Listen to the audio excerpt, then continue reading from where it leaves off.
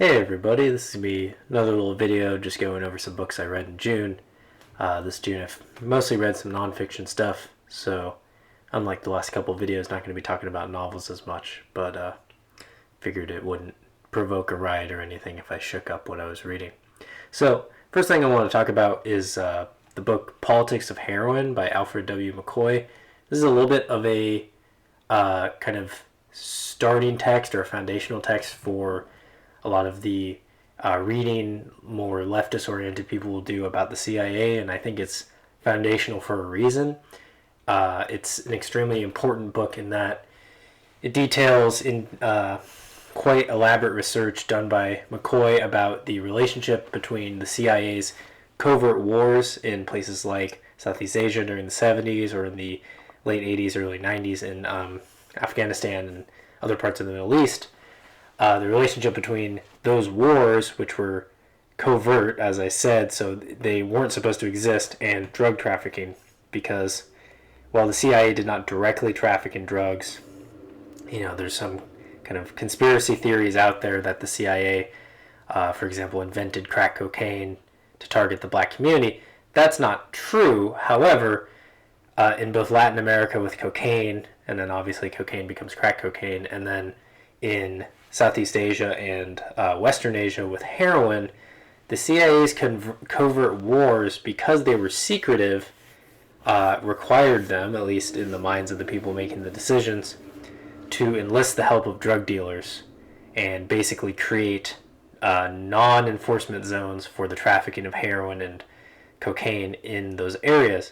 So what we'll see is, because heroin is fundamentally a commodity, or cocaine too, or anything, McCoy makes a very strong point that making these drugs illegal actually just creates a situation in which the traffic will move from place to place, basically following the political circumstances which make it possible to traffic from those areas. That's why, for example, he details how in the 60s and 70s, heroin was mostly trafficked from Europe through powerful French gangs, which were protected by the CIA and the American intelligence because they helped keep the communist elements out of the French docks. Once those gangs were broken up, these trafficking networks moved to Southeast Asia because that's where the CIA was, and they were protecting the drug dealers again to prevent communism, and on and on and on. Same thing in the Middle East and Afghanistan with figures like Osama bin Laden being paid to fight the Soviets, and part of how they made their money was selling heroin. And so McCoy, and this is not, this is research he's done, not theoretically. He's gone to these places. He actually details having CIA-affiliated local thugs shoot at him because they didn't like the kind of research he was doing, and they didn't like his presence. And so I think reading this book, which is about as thorough and well-researched as the subject will ever really have, gives a person a very clear idea of why, one of the dynamics of why the war on drugs is not just fundamentally flawed, but will forever be undermined by larger intelligence concerns. And of course, that doesn't even get into the horrific abuses of the armies funded by the CIA and the drug dealers funded by the CIA, which, if anyone is familiar with the Iran-Contra scandal, is a great, very important thing for Americans to focus on and be aware of. The book's dry. I mean, it's an exciting subject, but it's also pretty dry and hard to digest at times. But I really cannot recommend it highly enough if you have even a cursory interest in drug politics.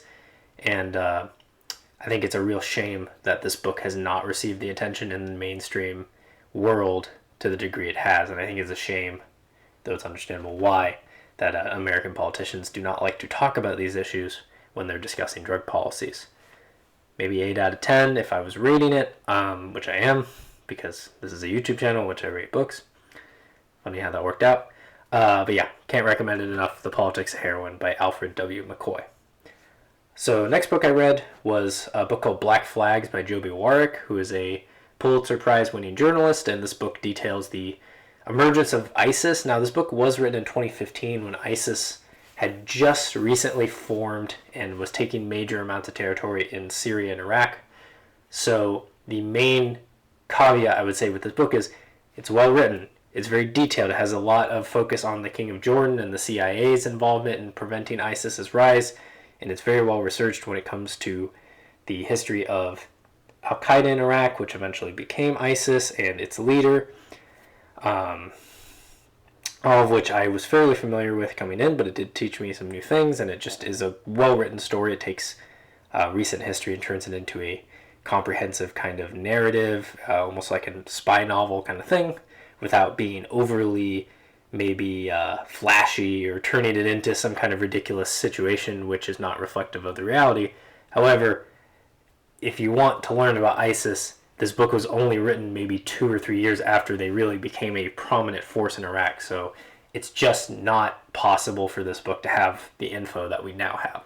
So I would say, great starting point, just be aware that it can't cover things that hadn't happened when the book was written. But maybe 7 out of 10. I would recommend reading it as a starter if you want to learn about the region, learn about ISIS, and appreciate kind of the dynamics that are going on now that ISIS has been defeated in Iraq.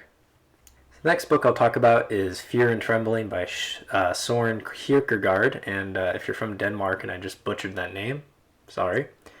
But Fear and Trembling, I think, is a brilliant, brilliant book. It's a philosophical work, basically in the style of a lot of 19th century philosophy, where it's kind of a conversational text talking to the reader as if, it's a one-sided kind of lecture. And the main point of Fear and Trembling, it's pretty short, but it's based on the idea of faith, and it's a tackling of Hegelian ideas, because Hegel, as the book explains, and like a lot of philosophy, I was greatly helped by the fact that the modern translator put little notes telling me the context, because I'm not a philosophy student, and so out of context, I really wouldn't have known what the hell was going on. But basically, it tackles this idea that Hegel had laid, which is the ultimate form of morality is based around this idea of doing things for the larger good, and that is the highest level of morality. And essentially what Kierkegaard is saying at length is that faith, this idea of devoting yourself to God and devoting yourself to a higher power to a degree which cannot even be explained to other people because it's not rational, it's not logical, is actually the furthest form of morality, and that most people cannot actually achieve this morality because it's just so hard. It requires so much sacrifice and belief in something that is not tangible and which other people will never experience. But we should still respect faith because faith is the highest level.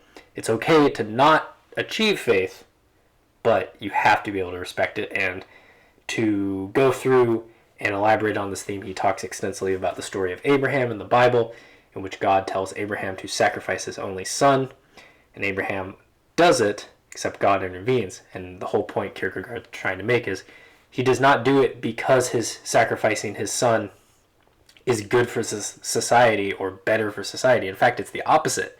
If you try and explain it to other people, he's just a murderer. It's faith. It's belief in something that transcends the material world in a way that is completely individualistic.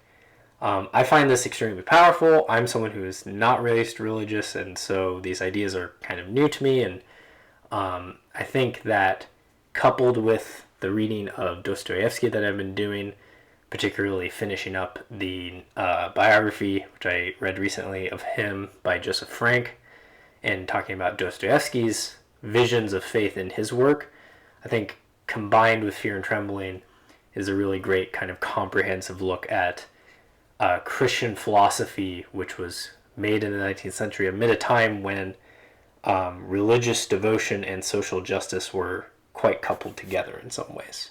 So, maybe 9 out of 10, it kind of feels silly ranking such a important work of philosophy, but, I highly recommend Kierkegaard's Fear and Trembling for anyone like me who's just barely dipping their toes into the beginning of kind of Christian philosophy.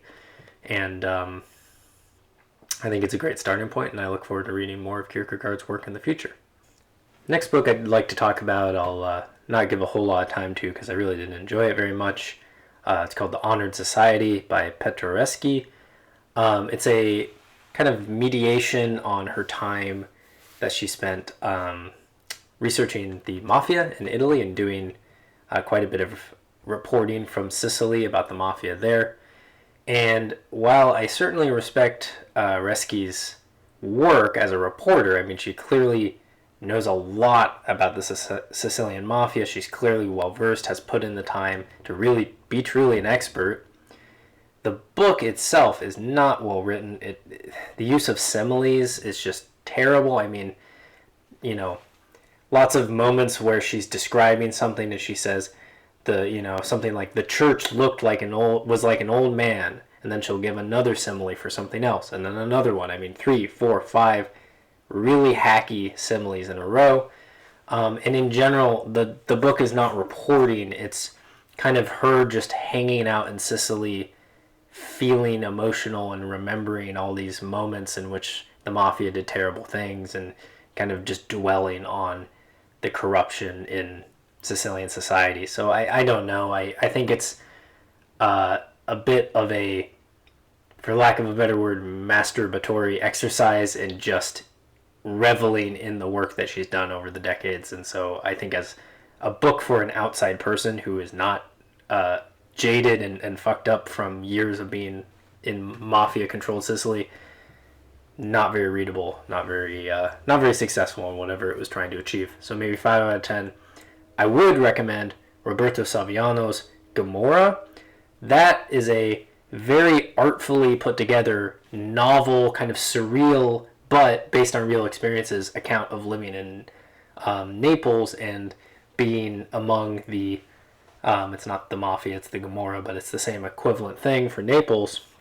And that is an excellent book. So I would say go read that book. Don't read this book. After that, I read a little collection of Noam Chomsky's articles called Profit Over People.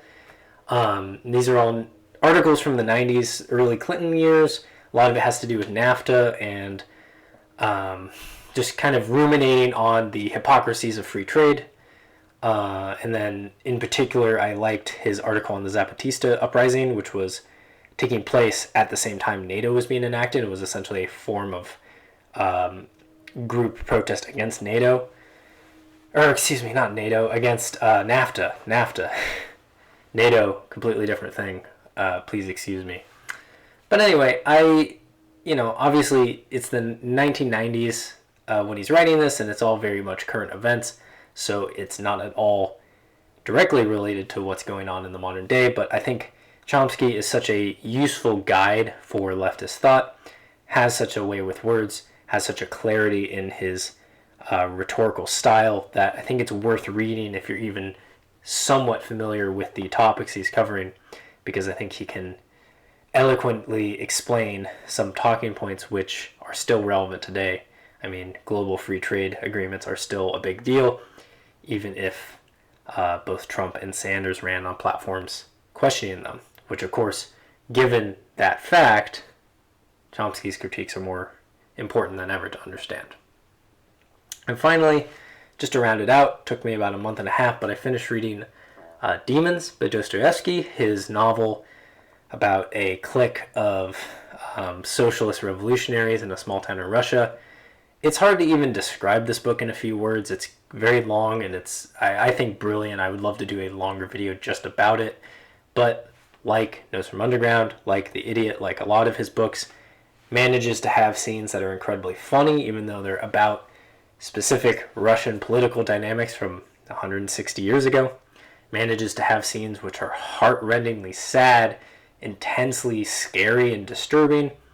And I do think Dostoevsky really stands above all other authors as just a genius of character work. I mean, the characters in Demons are as human and as real, and yet also as archetypal and sort of representative of their political stances as any novel I've ever read. So, like I said, it's hard to even go over Demons in detail. I'm not even going to bother really trying to summarize the plot because it is so long and it is so detailed and multi-layered, but just a brilliant book, and I think probably the most accessible of his works, other than maybe Notes from Underground, Certainly, of the bigger novels of his, for me at least, so far it's been the most accessible. And that's all I read this month. Thank you for watching. I appreciate the support I've been getting on the channel. I hope to be doing some longer form videos, thinking about doing some longer projects on Cormac McCarthy and some other